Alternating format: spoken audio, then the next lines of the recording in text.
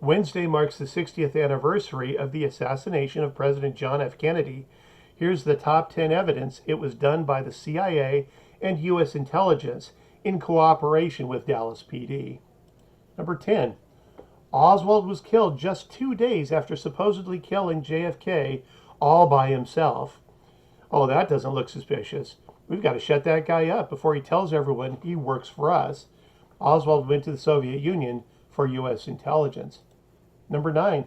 FBI Director J. Edgar Hoover said Oswald did it less than 2 days after JFK was killed, just when the investigation was getting started.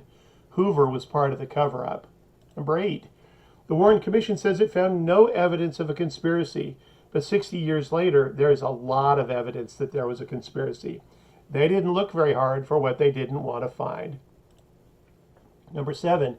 The U.S. government says Oswald did it alone, but they're the ones who are still hiding thousands of documents. Number 6. In the 1960s, a lot of liberals in the civil rights movement were killed, while the CIA and U.S. intelligence were very conservative, and they hated JFK. Number 5.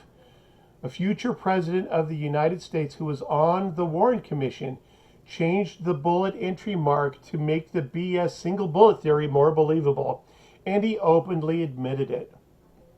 Number 4.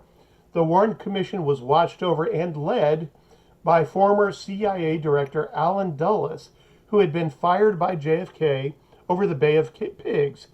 Talk about a conflict of interest. Who set up that situation? Number 3.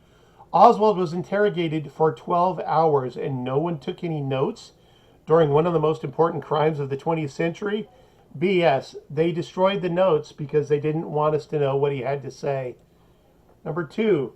More than 100 people related to the assassination have been murdered or died mysteriously, including witnesses, journalists, people in U.S. intelligence and the police, a U.S. Navy doctor who did the autopsy on JFK, several members of the mafia, including one mob boss, and even possibly one congressman who was on the Warren Commission and fought against the proceedings. That was Hale Boggs, who went down in a plane over Alaska.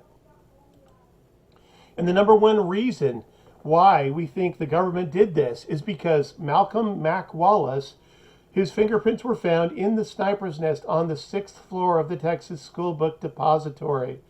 Wallace was a hitman for Lyndon Johnson and was convicted of murder years before the JFK assassination.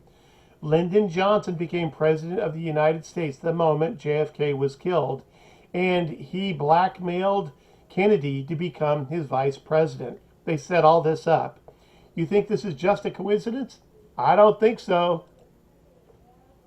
It matters because the same organization that killed JFK is still running the United States today. They want money and power and control. They want all of it. They are the ones who cause war for money.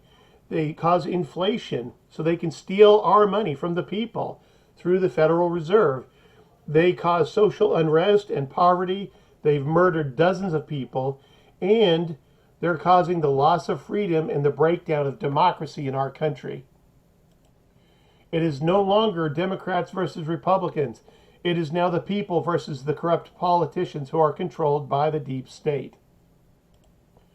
Let's stop fighting each other and make them serve us again. Join us at represent.us.